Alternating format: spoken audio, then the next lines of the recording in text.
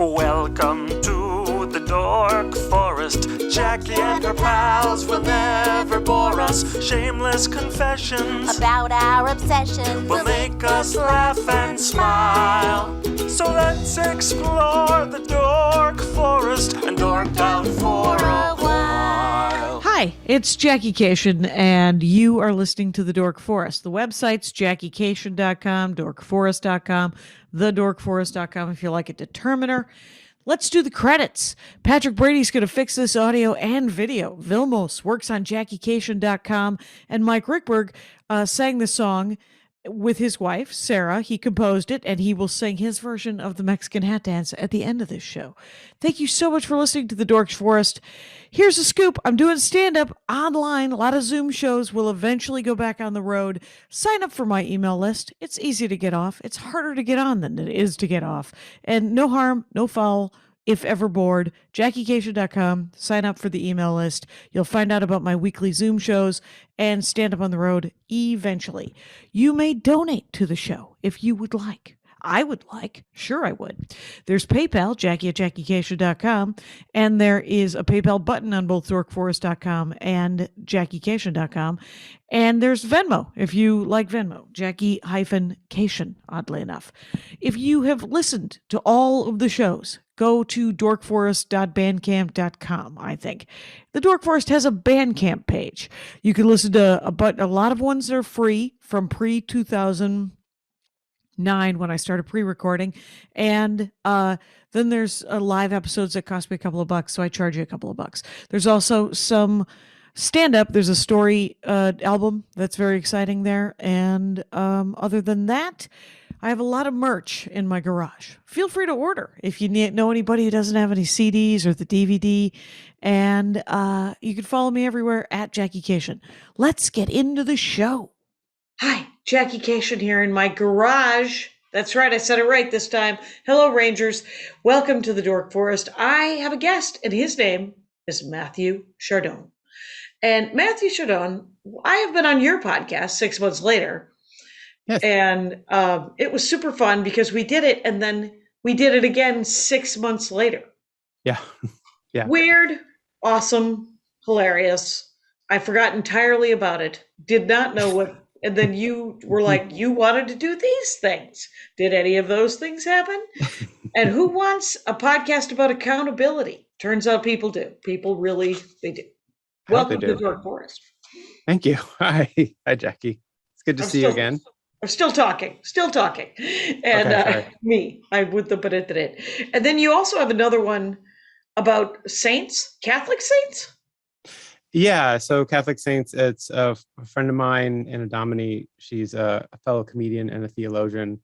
And we're both atheists, and we talk about the strange lives of obscure saints in kind of an examination. Strange lives of obscure saints. I feel like that would be a book that would be sitting on a table in a bookstore in Galway. Yeah. Just say, wouldn't you want to read this? And I would, but then I would never read it. So yeah. I'm excited that you guys do the research on obscure saints and have a podcast called Saint Misbehavin'. Yeah. So, that's an awesome name. Mathew, thank you. if everyone goes to QEDcomedylab.com, they can find your stand-up, they can find the podcast, they can find everything, right? Yes. Yeah. They can find shows that I produce and podcasts that I make and all kinds of stuff. So. And I will put that in the notes, Rangers, so know that in your heart. Yes. Welcome to the program, and let us dork out about something I've heard of, but I don't know what the heck it is. It seems to be a pile of DVDs. What is it?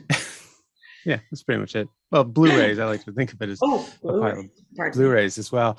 It's a higher definition format. It's funny because actually, when you were on my podcast, you were talking about how your brother, I think it was your brother Russ, was obsessed with Lifetime movies. Mm-hmm. And he had a spreadsheet of like over 150. And in my head, I was like, my movie spreadsheet has like 1,000 movies on it. There's way more movies than that. And then I was like, His were Hallmark movies. Hallmark movies, yeah. And some of the categories were directors, what country they're from, and what the box office was, or the Nielsen ratings. So what is in your spreadsheet? So my spreadsheet is it made me think about the Criterion Collection, which is a collection of DVDs and Blu-rays. There's over 1,000 of them now. And at some point, my collection became so unwieldy that the only way to make sure that I wasn't accidentally buying the same one twice was to form a spreadsheet and like get in there. And so only once have I accidentally bought the same one twice. What was that movie? Rebecca by yes, Alfred Hitchcock. So, sure. It's a good movie. It's good to have doubles. So, so nice for loaning out. Yeah. So the Criterion Collection it started in the 80s. It started as they made laser discs. Remember laser discs? Okay, yeah. So it's like a DVD for anybody under 40. Basically, they're a DVD that was as big as a record, and you had to flip it over in order to watch a whole movie. Right. It was almost like reels. It was like reel to reel, where the first half would be on the one side, and then you'd flip it over, and the quality was amazing, supposedly. Yeah. And so the Criterion Collection, they made laser discs, and one of the things that they did is they kind of pioneered the idea of like having a really nice print on the laser disc, like cleaning up movies. Like they also pioneered things like letterboxing, which is the idea, like, have you ever seen a movie in the full screen where there's like black bars on either side? So Who they kind of pioneered. Who started the Criterion Collection? Oh, who started it? I forgot their name. Okay, well, no worries. But that's amazing because when you say letterbox, because usually when they cut a movie down to watch it on a square television, so there would be kind of a pan and scan, and you'd get to see most of the movie, but you'd miss the original shot. So letterbox just tiniizes it, just makes it smaller, and then puts a bar above and below, right? Yeah. And I mean, like now with modern televisions, they're all that size. Like, but people forget that, like old cathode ray tube televisions were all square. Right. So it was like the only game in town. But now all TVs look like movie screens. But they also they saw the technology and they were like, oh, we can do things like different audio tracks. We can do director commentaries. We can do different angles, different this and that. So they started doing what? Extras, yeah, DVD extras, all that kind of stuff. They kind of pioneered that, and they came up with that idea, and they made it really good, and they made like a very nice package. And so when that format died in the 90s, they picked up DVDs, and so they made these DVD. They have this DVD collection. They started putting them out in the 90s and just like loading them up with special features, and every DVD has an essay in it that's been written by a film scholar or somebody, who has a lot of knowledge on the film. And sometimes there's a booklet with all kinds of information in it. I'll kind of get into some of the other things that come in them. But they just make these really nicely packaged DVDs and Blu-rays now of like and so what they put on there is just kind of the best of world cinema. So they will have movies from, they'll have French New Wave or Italian neorealism or like samurai films from Japan or just like classic Hollywood films or kind of modern independent films. It's kind of a hodgepodge of a bunch of different things. And the only real criteria, so to speak, for the Criterion is that it is a really good movie. And that has lots of different definitions. So there's lots of diversity. So many definitions. What committee, who determines that? I honestly don't know. It's kind of a black box as far as I know. I'm just kind of excited every time. So like once a month on the 15th, and I kind of like wait for the 15th and I constantly refresh their website. They announce what the new slate of films. They release about 4 or 5 every month. Wow. And so on the 15th, they'll say like, these are the films coming out in 3 months. You could pre-order. And often it's just like, it's often like something amazing. Like last month, they announced that they're finally putting out Citizen Kane, which was kind of a big deal. But then they'll also put out like a bunch of movies that I've never even heard of, hadn't even begun to hear of. Like it's this obscure, like independent film. Like there's a film made by Bill Duke, who is kind of most famous for playing a lot of like heavies in the 90s. Like he's in Predator. Yeah. You know, he's and he made a movie with Lawrence Fishburne in the 90s, like a crime film. And I was like, I'd watch that. That sounds amazing. Like, Yeah. you know, I'd never heard of it before. And that's kind of the beauty of the Criterion Collection, is that as I've gone through it, like I've found so many films that I never would have probably found otherwise. And so many films that are like my favorites films. And there's no, you have to have won an Oscar. There's no, oh, I have helicopters, so we can look forward to that. And like between 2 airports, a couple of hospitals, and in a crime zone. But other than that, so there's the Criterion Collection isn't just like, because you could always get Citizen Kane on DVD. Right.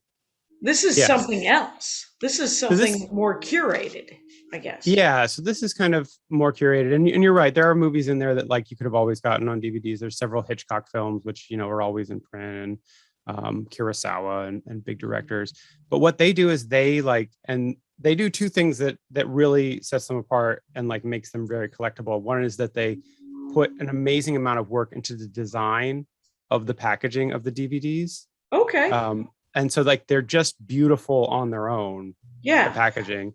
And so that's always really nice. And then the other thing is that they put a lot of effort into like making sure the prints are really good. They do a lot of work with like translation, which is really good. Like they will, like the subtitles, because a lot of these are foreign films. Right. And they'll make sure that the subtitles are really good, which you can see. I actually had an experience where I live in the UK, and I went to the British Film Institute to watch Tokyo Story, which is a Ikuro Ozu film. And it's a film I really liked. And then their print was really old, and the subtitles on it were garbage. I was like, what the hell is going on with these subtitles? I was like so outraged. I was like, I wanted to see it on the big screen. And then it was like this terrible print and the subtitles were garbage. And I was like, I have a Blu-ray at home of this from the Criterion Collection, which is so much nicer. Right. Why did they? Yeah. I don't know. It's so silly. But anyways, so like, yeah, they do stuff like that. Like, and then the other thing they do that's really kind of diabolical is they've numbered the spine of every one. So if you have a kind of obsessive personality, you're like, damn it, I need all the numbers now. I'm missing number 11 or number 300 or whatever.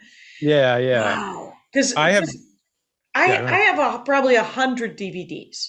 Right. And I would like really good versions of those. Mm-hmm. Could I essentially research and see, like, are the Indiana Jones movies, and I am a simple woman of the people. Yeah. So are the Indiana Jones movies available as Criterion? No. So like, yeah. So the Criterion is like, it's kind of like the best movies that they can get is kind of more like, so it's like whatever that they'll go to studios and they'll be like, you know, here is an obscure film, you know, let's make a deal. Let's get a good print of this. Like I'll pay to restore this. Yeah. And then we'll put out this edition, you know. So like some big movies are on there, like Silence of the Lambs is on there, RoboCop's on there. Mm-hmm. This is upsetting, but Armageddon's on there for some reason that I've never figured out. The Rock is also on there. Is that the Bruce Willis Rock movie, like the asteroid? That's the asteroid movie. Yeah, okay. It's so bad. It is so bad. It isn't good. It's amazing. Yeah, they do have The Rock on there, which is another Michael Bay movie, and I would argue is like his only good movie. It doesn't matter, but like but there's really big movies on there. They put, you know, and recent films they put out Parasite. They put out a nice edition of Parasite recently, Portrait of a Lady on Fire, which were all from 2019. You know, some other modern things. I have a question. In your spreadsheet, do you have a column that describes what kind of film it is, whether it's drama or comedy or foreign or independent or any of that? No. I'm just tracking like whether I have it, and then whether I have it in DVD or Blu-ray. Okay. Whether it's available in Blu-ray, whether I have it in Blu-ray, and you know. Because what if you want to sort? What if are you just sorting by number? Or are you sorting by title? Oh yeah, I guess if I mean, if I wanted to search through things, I just have to kind of like scroll through. It's not really, the only thing that I really track on there also is the year that it comes out. And I've made some fascinating bar graphs, but I think are fascinating bar graphs about the distribution of the years. So most of the single year with the most films from the Criterion Collection is 1962. And I've still tried to figure out what to make of that. Right. Can you tell me, like, what movies came out in 1962? That is weird. Yeah, I don't know. Let's see.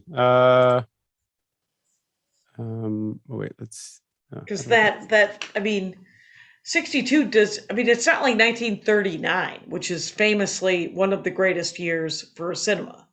Yeah. Wait, why won't this work? 1962. Here we go. Let's see. No, why won't that? Oh my gosh. Uh-oh. Sorry. No, because I also want you to, like, if you could, there are movies that I would like to own sort of a cleaned up version. There's no reason why LA Story should be one of them, but it is in my head. Yeah. So no, LA Story's not on there. It's hard to explain, like, because they're there are things, I don't know. It's just very obscure stuff. So, like, I don't know, 62, The Great Escape. I'm trying to think if there's anything here. Jules and Jim, Harikiri, Sanjiro, which is a great Kurosawa film. Carnival of Souls, Cleo from 5 to 7, Winter Light, which is a great Ingmar Bergman film. So there's just a lot of good stuff in here. There's stuff in here from Bergman, Polanski. Not the best example, but right. But yeah, so there's there's just, I don't know what it was about that year. I still haven't quite figured out. I still haven't cracked it why that's the one year that's got the most films, but there's some quality stuff on there. Because it feels random, but those are quality films. They're famously, so they clean them up, which means that they get the original print. Yeah, well, they'll often try to get original film elements, and the ones that they, if they can't, they'll take whatever the best one they can get, and they'll clean it up digitally. They'll put a lot of work into it. They'll work with like UCLA like film labs and the Academy of Motion Picture Arts and Sciences and all these different organizations, both in the U.S. and around the world. And they'll kind of go halvesies on these prints and new things. Like, one of the things they did is the Criterion Collection was like number 12 is Silence of the Lambs. I think it's like number 12. But a couple of years ago, they released a new edition, which was like the 25th anniversary of Silence of the Lambs. There was a new print was struck, and like you could go and see it in theaters and things. Probably in LA. It was here and it played in London and places. But so they put out a new edition of it, which is something else they do, which. Right, but and then if you were to have both of them, you would then have doubles. I would have doubles, yeah. But apologies. I wonder about that. But yeah, they have just like, it's, people call it like film school in a box. It is like, if you watch it, you'll see kind of the best that the world cinema has to offer. And it's been. Is there any? This is just gratuitous question right here. Is there any porn? Yeah. There is? Yeah, there's a couple that are. What? There are a couple that are just kind of straight up pornographic films. There's some Japanese films, Empire of Desire, I think this is what it's called. Sure. And there's another one, and they're just like, they're just kind of hardcore porn, but they're also like artistically done. It's a strange thing. There are things in there that it's a weird Venn diagram to try to find that in the Criterion Collection. I mean, that's a movie that I've seen, and I read the essay on it, and I was just like, and it was like, this is actually a metaphor for the rise of fascism in Japan, or like militarism in Japan. And I'm just like, really? Because that lady that dude just came in the lady's mouth. And I'm like, I'm missing the metaphor. Oh my God. Okay. It's the study. Yes. If we could watch it frame by frame. Yeah. But when they clean up a video, and the reason I ask is, I asked about LA Story. LA Story hilariously it's in my head. There must have been a weird year that I saw the VHS tape of LA Story, and noticed at when I was I must have paused the frame right when there was a free nipple.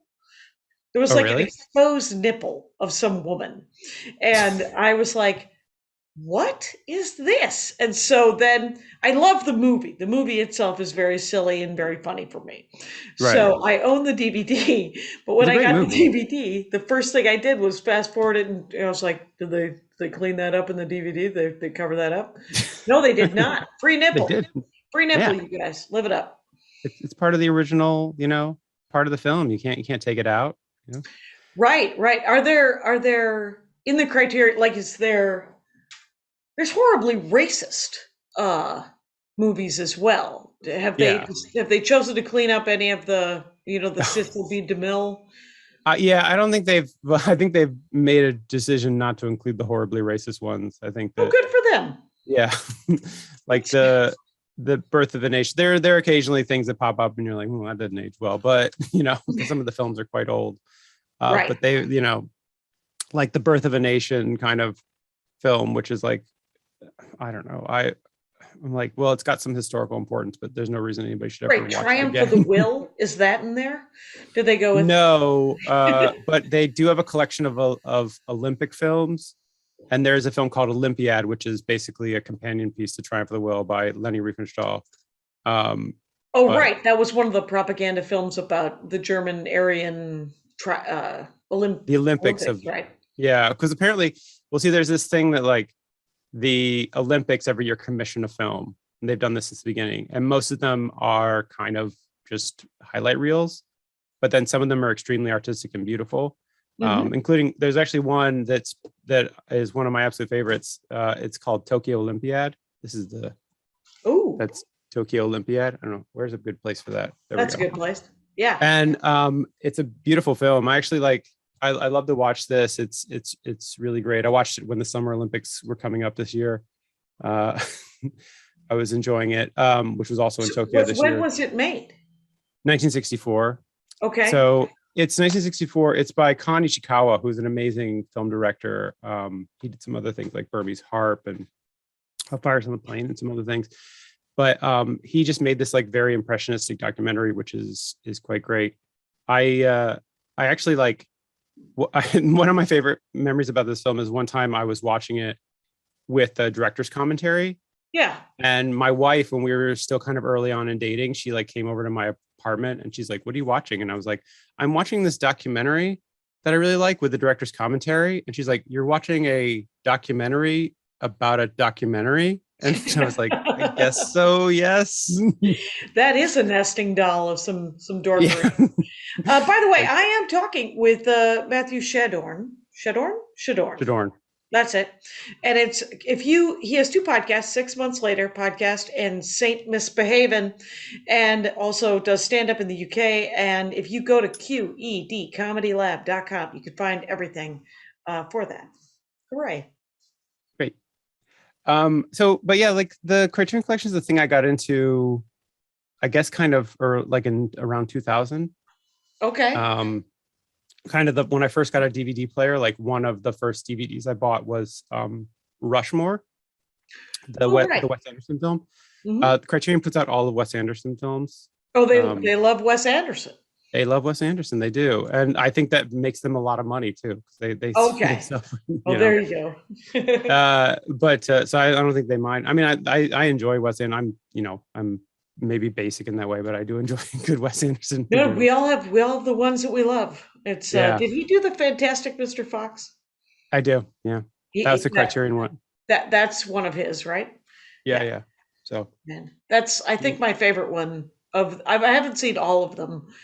There's gaping holes in my media consumption, and Wes Anderson is not at the center of it. Charlie Chaplin might be. Oh, anyway, yeah. Sure. There's a lot of Chaplin in the collection. Okay. A lot of good stuff. But yeah, I didn't actually know what the Criterion Collection was when I bought it. I just happened to buy the DVD of it. And then I forget how I found out about it. I think a friend was telling me about it. And I was just like, "Oh, that sounds interesting. I'm gonna check that out." And then around 2004, I was going through I had a bad breakup, and I was like working from home because I was an apartment manager. And I decided that I was going to watch the whole Criterion Collection as it was at that time. Okay. So what I did was I lived in Seattle. The Seattle Public Library had most of them available to borrow. Yeah. And I could put up to 100 things on hold and have up to 100 things checked out at any time. So what I would do is I would go and search their catalog and I put them on hold because some of them were available right away and some of them had long waiting lists. And so every day I'd walk the couple blocks to the library and I'd look at the whole shelf and see what was there. And sometimes there'd be nothing and sometimes there'd be 10 DVDs. Yeah. And then I would take them home and then I would watch them. And I got to this point where I was watching. That's awesome. And yeah, and like I said, I'm working from home because I'm an apartment manager. So I don't do bits and pieces around the apartment building and then go back in my house and watch DVDs. And so I got to the point where I'd accumulated, like it kind of got out of hand and I'd accumulated so many on my floor. I was like, I got to watch 3 a day to keep up. Wow. And well, go ahead. I was going to say, for example, the Tokyo documentary, how long is that? That is like 2.5 hours. Oh my God. So these might be an hour and a half long, but they might be 2.5 hours long. Yeah. I think the shortest one is actually, ironically, the shortest one is, I think, a documentary called Night and Fog, which is a documentary about the Holocaust. And it's about 20 minutes long. It's really, if you've got 20 minutes, and you want to ruin your whole day. It's a great, right. That's gonna eat that's right gonna into do it. Yeah. And the longest one, as far as I know, as far as I can think of, is they have Shoah, which is also a documentary about the Holocaust that is 9 hours long. Oh my God. So if you wanted to spend a whole day ruining your day, 9.5 hours, you guys. And so if you just got a Saturday, you just want to decimate.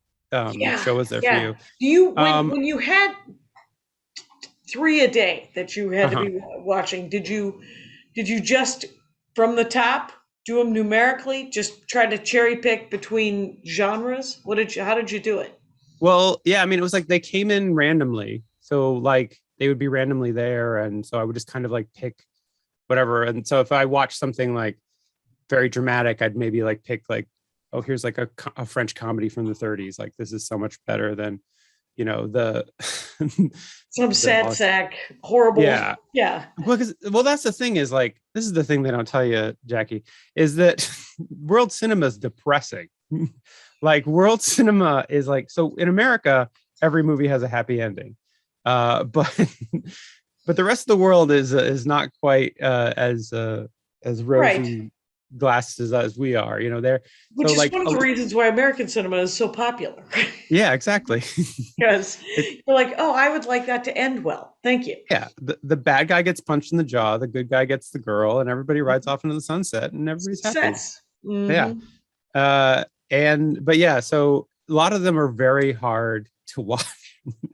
And so, and it got to the point where, yeah, you're right. Like it was eating up a lot of time, and I'd be like, how much is left in this movie? It's like, oh, well, it'd be like, like, oh my God, this movie is beautiful. It's moving me. It's changing how I look at the world. My soul is touched. Like, what are there? Like 30 minutes left? Come on.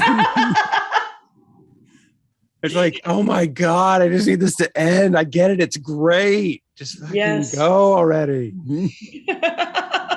So it got to the point where I probably wasn't appreciating them as much as I should have. And then I remember very distinctly, like one day after doing this for weeks and weeks and weeks on end, I finally hit the wall. And I remember there's this Danish film from, I think, the 30s or 40s called Day of Wrath, which is just about witches being burned at the stake. And it's all a metaphor for like sexual repression. And it was just all black and white and bleak and Danish. And I was just like, I'm fucking done. Done with this. I was like the kid. I like smoked all the cigarettes and I was like, now no more cigarettes. Right. You total pack. And so the ones I had left on the floor, I packed up like 20 of them and I was just like, I can't even watch. And I took all the ones I had on hold and I just canceled all the holds. And I was just like, I'm just gonna, okay, this was a fun experiment for a while, but I need to like pace myself better on this. Right. This isn't going to help you get over the breakup. No. Just one horrible, beautifully shot movie after another. Yeah. That's the thing. It did really, yeah. It was something not to think about. Yeah. The breakup. What was the Danish one called? Day of Wrath. Wrath. Carl Theodor Dreyer's Day of Wrath. Yeah. But yeah, and but as time went on, I got a little bit of money. I started buying them for myself, and I built up a little collection. And then I had a friend who I was living in Knoxville, Tennessee at the time, and my house was robbed, and my collection was all stolen. Oh my gosh. Which was a bummer. Yeah. And I was telling this to a friend, and he's like, "Oh, I work at McKay's, the used books." There was like this used bookstore, big warehouse that sold like books and CDs and movies and everything. He's like, "I do the sorting. If you want, I will see if I see any, I will put them aside for you, and I'll send you and then, and if you want, you can come pick them up." And I was like, "Oh, that's great." That is. And then he sent so he sent me a message a couple of days later. It was like he got 3 in, and I was like, "Well, I have one of these, and one of these I don't really like. So, but there's another one that I kind of want." So I went in, and just as like, to be nice, he was being nice. And then he grabbed it for me, and then he like stood in line with me, and I was like, "Why are you standing in line with me?" He's like, "I'm gonna give you my discount." And I was like, "Really?" And it was like $6. And I was like, "Oh my God." And then how much do they normally cost? Oh, right. So this is another thing I should say. So DVDs usually cost around $30 for a normal release. The Blu-rays usually cost around $40. Okay. But you can get box sets that are upwards of several $100s. Wow. So it depends. It just depends on what is going on. So like I'll show you this. This is one of my. So a $6 Criterion DVD is a deal. Yeah. So used, I was totally happy to get, used ones. Sure. And this way I got hundreds, and because like every time I was like, "Yes, I don't care what it is. I'll buy it, whatever." Right. And I bought a bunch. There's still some I that was years ago. I still have a bunch. This is this is a complete box set of every Zatoichi film. Do you know Zatoichi? I don't know Zatoichi. Zatoichi is a series of Japanese films about a blind samurai. Okay. Blind swordsman. So it has this, and there were like 27 films in the Zatoichi canon. So it's got this box set that's got all these DVDs and Blu-rays in there. And are there extras and essays and interviews and all that kind of thing? Yeah. So yeah, every film has and so it has this booklet that comes with it.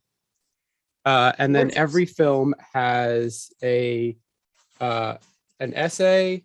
Oops, there we go. An essay and an original piece of art from a different artist. Oh, so it has like an essay that tells you about the description of the film, the people behind the scenes stuff, and then just like an original piece of just like beautifully drawn art from holy smokes, different graphic designers, comic artists, professional illustrators, just all these different people. It's really quite beautiful, and it's beautiful. And I think I got this as a gift for Christmas from my parents, and I think it was something like $300. How do you spell Zatoichi? Zatoichi, Zatoichi. Yeah, if you like samurai movies, and I do. I know. There he is. I know several people who do. So, so I'm gonna bookmark that and then look at that later because that's awesome. Yeah, I mean, are they great? What?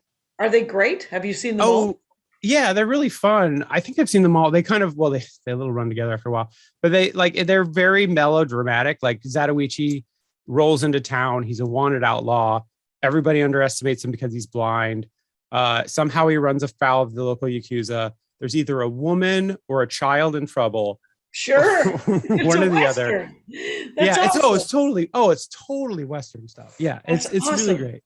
It's very melodramatic. The woman's always like, "Zatoichi, I love you. Can I go with you?" And he's like, "No, this wanderer's road, and I can't. Death follows me everywhere, and I'll never be happy." And it's so great. Lone Wolf. And when are they from? When did they? The 60s. Okay. They ran. I don't know the exact dates, but they ran somewhere in the 60s. I think the early 70s.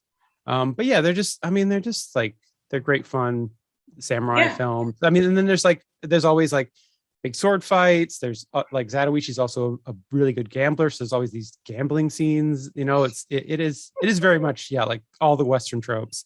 Right. He's a Max character. He's good at everything. Yeah, and, totally. And he's always on the right side of history. He's gonna help a child or a lady in trouble. That's awesome. Zatoichi. I totally want to watch Zatoichi. Yeah. Oh, so much fun. Yeah. You get back to me and what you think about Zatoichi. Okay, I will. But there's like tons of samurai films in the Criterion Collection. That's the thing, is like there's really fun action movies. There's really fun like comedies, like screwball comedies from the gold. So His Girl Friday, Sullivan's Travels, It Happened One Night, like these kind of like just like classic Hollywood comedies. Those are all in there too. So do they do interviews with the original cast, or I mean everybody's dead, right, on some of this stuff? Yeah, but sometimes they'll have like I don't know, like if archival stuff or archival stuff. I'm trying to think what I saw the other day that had I don't know, like they'll have like, you know, somebody was on the Dick Cavett show in the 70s and they'll dig that up, you know. I remember I was watching Paris is Burning. You know the documentary Paris is Burning? Nope. It's, oh my God, it's an amazing documentary about the drag scene in the late 80s, early 90s in New York. Wow. So it's basically like the ballroom scene, I should say. Okay. So it's basically like you watch it and you're like, oh my God, this is all of popular culture for the last 10 years now. This is the origin of it. It's like the idea of like drag and voguing and just early kind of, you know, people like, just did living. You see RuPaul being invented in front of your eyes? Pretty much, yeah. It's like you're like, man, RuPaul's all these people a check, you know. It's like, but it was really funny because this came out in 1989, and I had completely forgotten that Joan Rivers used to have a talk show, and so she has on the director and a bunch of the people who are in this documentary who are really big deals in the ballroom scene of right. And I was just like, so it's just an old episode of the Joan Rivers show. I was like, wow, that's amazing. Yeah. So it's crazy. So stuff like that is just great. Like they'll throw in stuff, but they'll have interviews with people who are actually one of the great ones is this is a film called Desert Hearts. So one of the things I was saying about the Criterion Collection is they have these, a lot of times they'll have sales throughout the year where things are half off. And what I'll do is when they have these half off sales, I'll often buy something I know nothing about just based on their recommendation. Mm-hmm. And so one of them that I got was this movie called Desert Hearts, which is an amazing early piece of queer cinema from the 80s. And one of the special features in here is Jane Lynch, you know, the actress Jane Lynch. Yeah. Is just like, this is her favorite film. And she said she used to watch it all the time. And it's an interview with her and the director. Like she's interviewing the director. Oh my God. Very fascinating. Yeah. That is fascinating. Yeah. So it's just like, and just, you know, little things like that are really fun. But yeah. And I forgot what I was going to say. Yeah. So anyway, I've gotten about 400. I'll show you some of the, so I was saying. Where do you keep them? What's happening? So they're all different sizes too. From the look of it, everyone you've shown me has sort of been either a different thickness or a different height. Right. They're fairly standard, you know, Blu-ray or DVD boxes. Okay. There are some exceptions. The Zatoichi box set is as beautiful as it is annoyingly sized. Yes. In addition to that one, there's not a ton that I have that are bad like that. I have this one, which is a Guillermo del Toro trilogy. Oh wow! It's Kronos, The Devil's Backbone, and Pan's Labyrinth. Okay, which are three phenomenal films from him. I think I've only seen Pan's Labyrinth. Oh, you should definitely see Devil's Backbone. At least. Okay, I think that's a masterpiece too. But it's like this; it folds out. Oh my God! There's this, and in the center is this huge book with like original sketches and essays and all this information about the films. And so, yeah, that's really great, but it's also awkwardly sized to put on a shelf with all your DVDs. And then the greatest example of this, and one of my favorite things, is Criterion Number 1000, which as the numbers ticked up and we got closer to 1000, I was like, man, I wonder what they're going to do for number 1000. I'm so excited about this. And what they did is they made this. This is a box set of all the Godzilla films from what's called the Showa era films from 1954 to 1975. Okay. And they made this. I don't know if you can see how big this is. It's huge. It's huge. Like 11 by 17. Yeah, it's basically. Like poster size. Yeah, it's poster size. It's like, so this doesn't fit on any shelf I own. I actually had to build like a special. It needs its own shadow box and a little diorama with action figures. Oh yeah, I mean it's great. What it is I have a little shelf that it sits on, so it just sits displayed like this against the wall, like it is a poster. Oh yeah.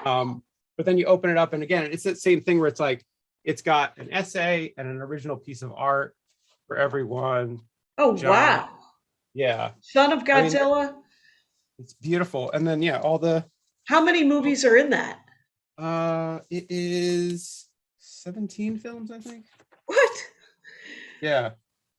It's 15 films. 15 films. How many is Godzilla the hero? Yeah, Godzilla raids again, Godzilla versus Kong, Godzilla versus Ghidorah. It's destroy all monsters. And is it all the Japanese versions? Yeah. So it's the original Japanese versions. I kind of wish more of them. There's a handful of dubbed versions in there. Yeah. I kind of wish there was a dubbed version for all of them because I kind of love that, and also because I kind of want to show him to my son, and when he's younger, but like not have to wait till he can read. He's a baby, right? Yeah, he's a baby. Okay, but eventually, when he's older, I think as a little kid they'd be fun to watch. But this is actually like. I have this to tell you. Okay, let me just tell you about children and monster and adventure things. They're willing to read. Yeah, that's true. Because I babysat for this kid when he was like 6 or 7, and he loved all of the Dragon Ball Zs. And I found him bootlegs of Dragon Ball Zs, but they weren't dubbed; they were subtitled. Oh. And he hated reading until he started watching the VHSs I would get him. Oh, really? From this knockoff comic book store here in Los Angeles. That's and hilarious. When I gave him the CDs, the VHSs, I was like, I'm so sorry that these aren't dubbed. And he wrote me a thank you note, his mother, of course. But he wrote me a thank you note, and he said, I don't care. They're so cool. So know in your heart that it could encourage your child to read more. Oh, wow. Well, it's good to know. Yeah. Because I mean, my kid's probably going to watch a lot of. You can't call it. Yeah. But it's funny because, so you're asking where I keep them. We used to have a small room that was like not quite big enough for a bedroom. And I was like, okay, let's make this into like a home theater room. So basically fit a couch, and then on the opposite wall, we could put a TV. And then at the top of the room, I put shelves that basically lined every wall. Right. And they were sitting up there. Then when we had a baby, right.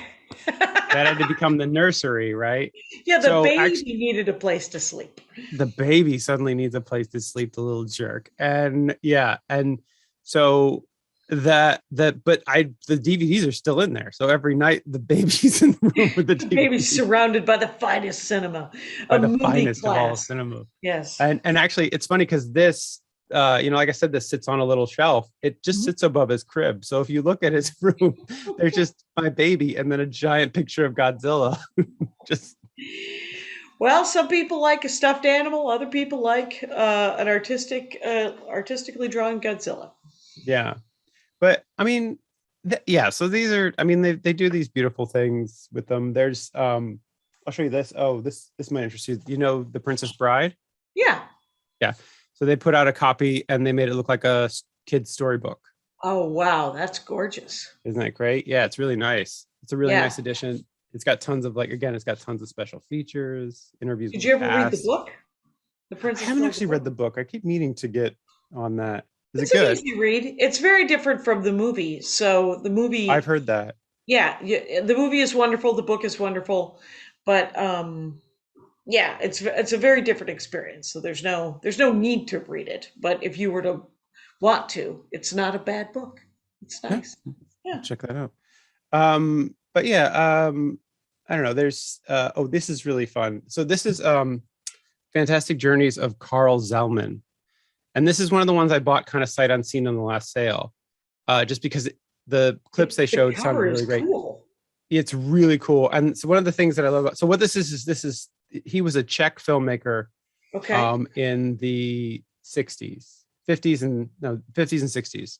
And these are children's films he made from Czechoslovakia. So one is some kids go to like Land of the Lost thing. They go to a valley where there's dinosaurs.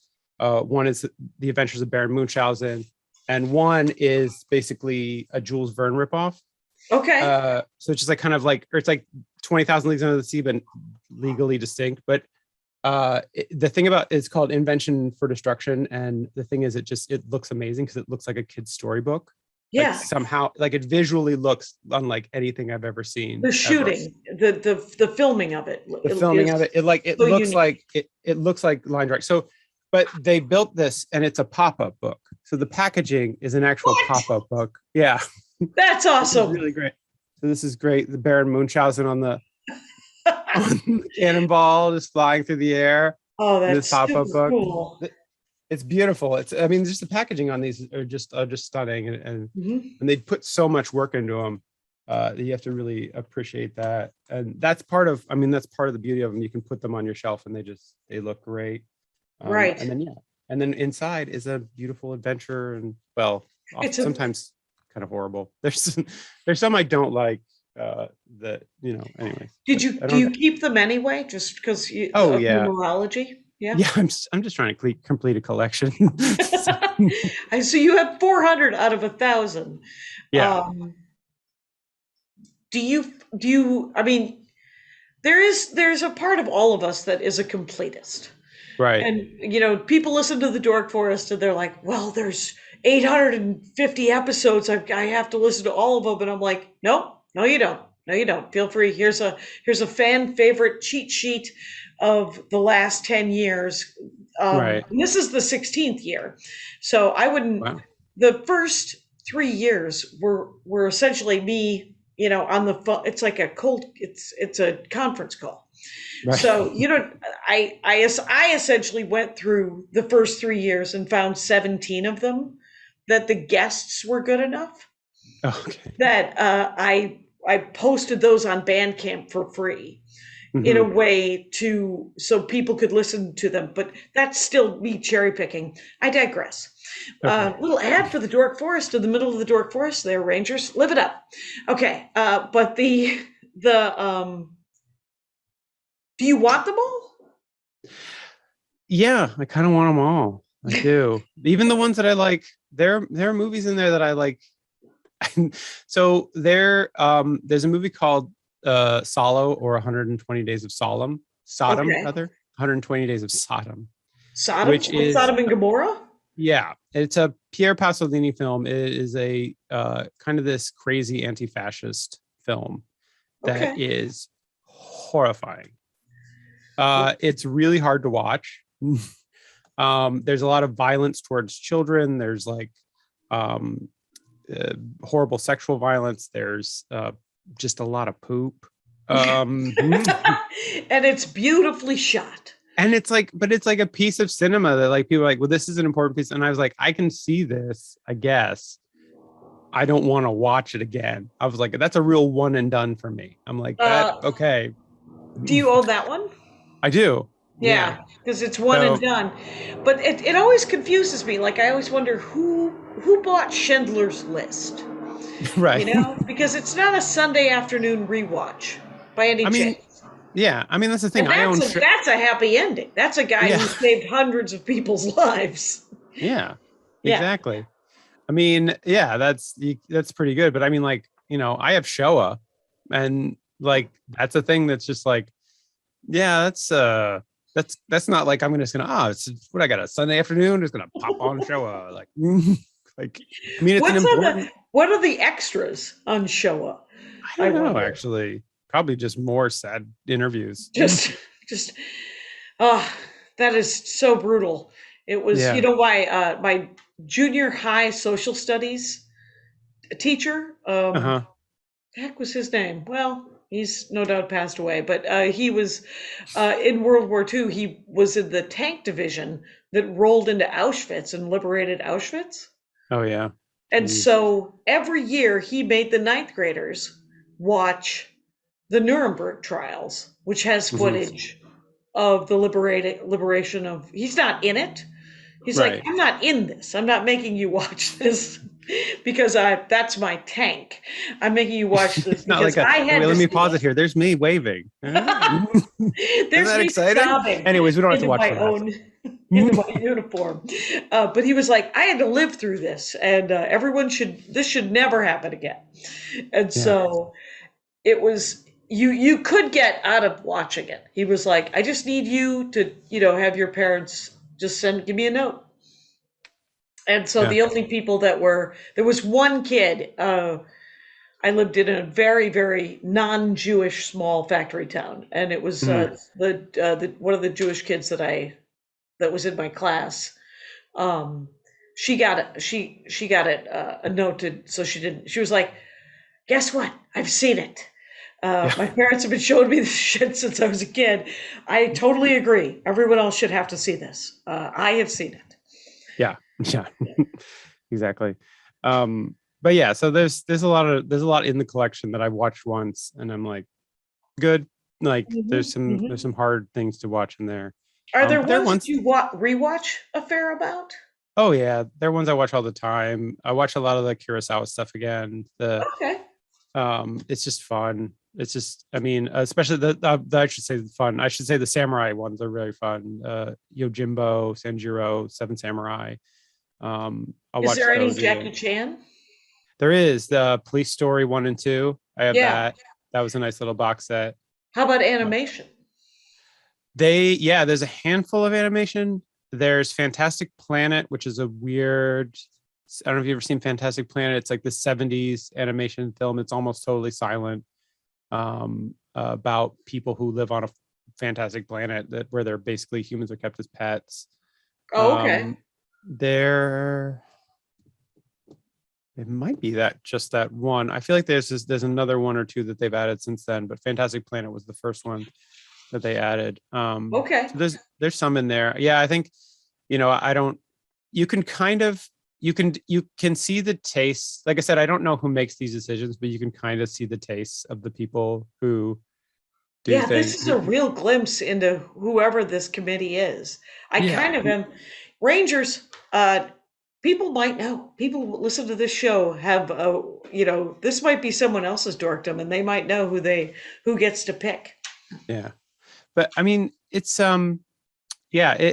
and I for the most part, I think the picks are very interesting and very fun, and again, they picked a ton of stuff that I never would have found otherwise. Right. I bought a boxed set of movies, not Criterion Collection, but they were like sort of pulpy. They were 70s straight to VHS movies. Oh yeah. And there was a bunch of them. And it was the only way that I could get a movie called Van Nuys Boulevard. And I lived right off of Van Nuys Boulevard. Oh. Which I guess was a big cruising strip in the 70s. Oh, okay. Where, high school kids would cruise up and down, and, you'd go get sodas and talk about the Vietnam War, whatever. But the movie itself, Van Nuys Boulevard, there's a 5-minute trailer on YouTube that I would actually recommend watching instead of watching the movie. Okay. Because you get it. There's a crooked cop. There's a statutory rape scene. There's all kinds of problems with the movie, but the cop gets his comeuppance at the end. That's what I'm looking for. And but I think it went straight to VHS, and for some reason it was easily 8 or 9 movies for $5 off of Amazon. And so I wonder if there's any movies like that. Yeah. So there's movies that are like cult films. So a classic. Well, I mean, so there's Repo Man, which is a classic punk rock. Sure. You got to live by a code, man. Exactly. Yeah. Yeah. And I love this art. I think this cover art is really amazing. It's That really is fun. amazing. I can see how beautiful this It's a is. mohawk on a skull, and it's outstanding. And Everyone should it's go to my also like YouTube this. page and watch this. It's a map of LA as well. It's just really. Oh my god. Yeah, it's great. They have like Cat People, which is an old horror movie from the 50s. Okay. They have things like Eating Raoul, which is a movie from the 70s about people eating hippies. Right. Right. Cannibalism, if I this, remember correctly. this is a great Night of the Living Dead edition. Oh wow. I love this. This is so good. How does that open up? What's that look like inside? So yeah, some of them are normal plastic. So this is like a slipcase, and then you open it up, and there's this More great. more You fold it zombies. out. Zombies. Oh, it's yeah. And then what is this? Oh, this is so the essay comes in a pamphlet that folds out to a poster of Barbara. Or this is this is actually the zombie daughter in the basement. And then on the back is like the essay is just written there. And who writes? Is it just guest essays? Yeah, they'll find like amazing film critics. So this is a film critic named Stuart, or like historians or something. This is a guy named Stuart Clonans. He's a film critic for The Nation. Oh wow, for the that's magazine, amazing. Not for the. He's like he's the national film critic. No, he's a film critic for the magazine, The Nation. Magazine, The Nation. Yes, but like yeah, they have things like Carnival of Souls, which is a weird old sci-fi movie. This weird one called Equinox. I think I see why you want to get them all, just to see the art and to read the essays and to see what they've done with the film. I mean, yeah, it's the I mean, the packaging is a huge part of it. Like they've just put so much effort into making these really beautiful objects. Yeah. And that's great. I mean, that's definitely a big part of it, I think. I mean, the film itself, which is why you're like, well, even if I only watch this movie once, look how cool this box is. Yeah. Yeah.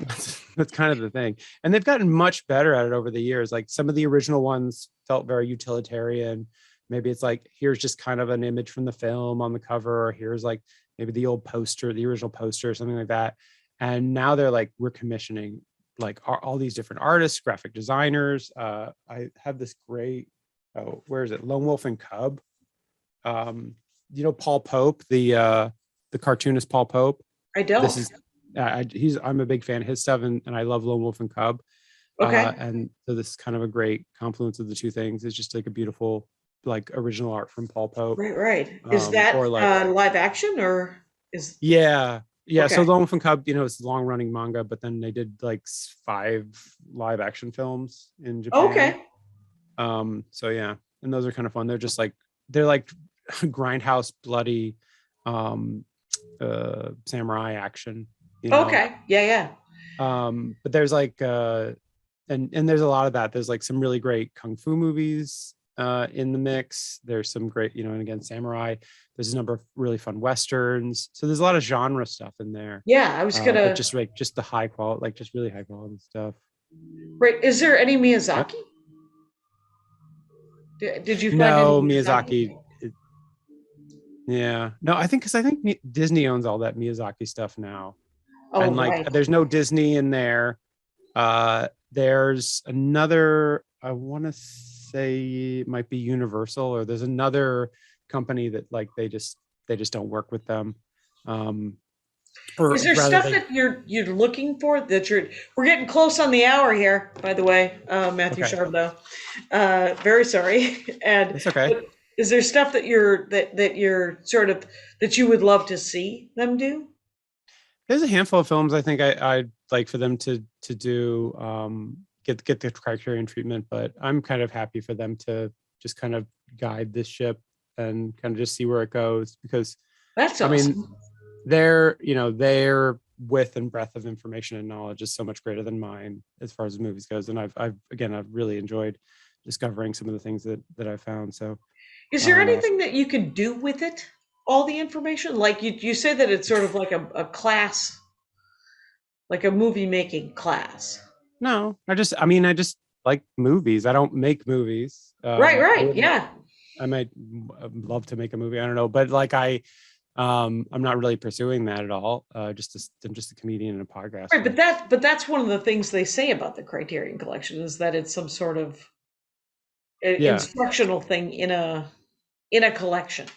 Yeah, I mean, it is like it's film school in a box. It's like they're basically showing you like this is an amazing cross section of like, here are some of the greatest directors, some of the greatest actors, some of the greatest screenwriters, some people with huge budgets who did amazing things, some people with no budget who did amazing things, like, and like people who were in Hollywood, or people who were in like Senegal are making movies. Right. That people are making movies all over the place, all over the world, and you're seeing just different things from different people. I mean, the only thing that I could possibly do with my fandom is, and I would, if anybody from Criterion actually hears this, I would love it, but they do this thing where they have these videos where people can go to the closet in their offices. Yeah. It has all the movies in it, and they just kind of pick out movies that are their favorites, and they make these videos about why they love them and stuff. And my goal is to become famous enough that I can maybe one day do one of those closet videos. Sure. That essentially you'd been asked to do sort of a very specific Dork Forest in a closet about your collection by the people who made the thing that your dorkdom is. Yeah, exactly. That's kind of awesome. But yeah, so hopefully I would love to do that. I have a lot of Criterion jokes that would work nowhere except for in that format. So. Right. If they also have a holiday party and they would like to book Mathew Chadourne to do their holiday party, you have specific material. I will fly there. Yeah. Yeah. But yeah. So yeah, and so yeah, I love it. I really enjoy watching them. I don't know what. Yeah. This has been fascinating. Oh yeah, it's great. I'm glad you've enjoyed this. I don't know. I hope it wasn't too. Oh, it's never too. Yeah, you're great. You're doing it. You're nailing it. Oh, so, thanks. I just want to say it has been an hour though, Mathew Chadourne, and everyone should find Mathew Chadourne and listen to his 2 podcasts. 6 months later, I did it. Many people have done it. You can start with Jackie Cation's episode. There's right. It's very fun. Sure. And then Saint Misbehavin' is about obscure stories of saints and their jam and their weird tales. And they're all on Apple Podcasts and everywhere you listen to podcasts. Wherever you get your podcasts, you can find them there. Okay. Look them and up. Is your stand-up schedule on QEDcomedylab.com as well? Yeah, as much stand-up as I'm doing right now, it's there. So right, we're in lockdown, and yeah, and but yeah, and if you're in the UK, come and see me. I don't know. There you go. Come and say hi. Thank you so much for doing the show. Oh no, thank you for having me, Jackie. I've really been looking forward to this. Awesome. And Rangers, you know the rules out there. Take care of each other. My hat, my hat, my hat. They're dancing around my hat. My hat, my hat, my hat. Well, what do you think of that? If it looks like a Mexican hat dance and it sounds like a Mexican hat dance, it's most likely a Mexican hat dance. So take off your hat and let's dance. Yay! Oh my God. Why don't we just call that as the end of the show?